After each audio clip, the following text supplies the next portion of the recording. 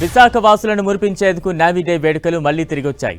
సాగర తీరాన్ని అబ్బురుపరిచే సాహస విన్యాసాలతో ముంచెత్తేందుకు నౌకాదళ విన్యాసాలకు వచ్చేశారు. గతేడాది వేడుకను పూరీకి మార్చి వైజాగ్ ప్రజలను నిరుత్సాహపరిచారు. ఈసారి మాత్రం ఇవాల్టి నుంచి విశాఖలోనే జరగనున్నాయి.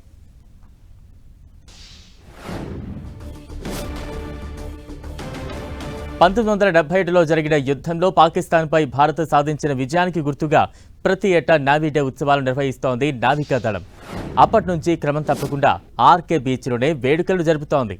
గతేడాది ఆనవాయితీకి భిన్నంగా ఒడిశాలోని పూరీ తీరంలో జరిపిన వైజాగ్ వాసులను నిరాశపరిచిన ఈ ఏడాది మళ్లీ ఏపీలోనే నేవీ డే వేడుకలు జరిపేందుకు సిద్ధమైంది.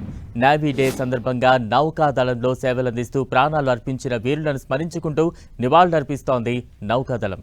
నౌకాదళ శక్తి సామర్థ్యాలు ప్రత్యక్షంగా ప్రజలకు రుచి చూపించేలా విశాఖ ఆర్కే బీచ్లో యుద్ధ విన్యాసాలు చేస్తోంది తూర్పు నావికాదళం.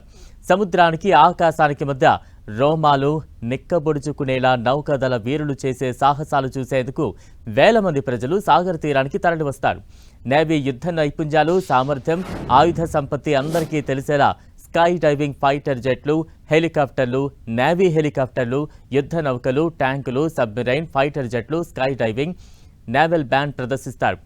ఈసారి laser show, drone show, Kalinga చక్రవర్తి, మేక్ ఇన్ ఇండియా, భారత మ్యాప్, సింహం వంటి ఆకృతుల్లో యుద్ధ విన్యాసాలు చేపట్టనున్నారు. ఇవాళ జరగనున్న నౌకాదళ వేడుకల కోసం తీరంలో పూర్తి స్థాయిలో సన్నాహక విన్యాసాలు నిర్వహించారు నౌకాదళ నావికులు. సీఎం చంద్రబాబు సాయంత్రం ఈ వేడుకలకు హాజరు కానున్నారు.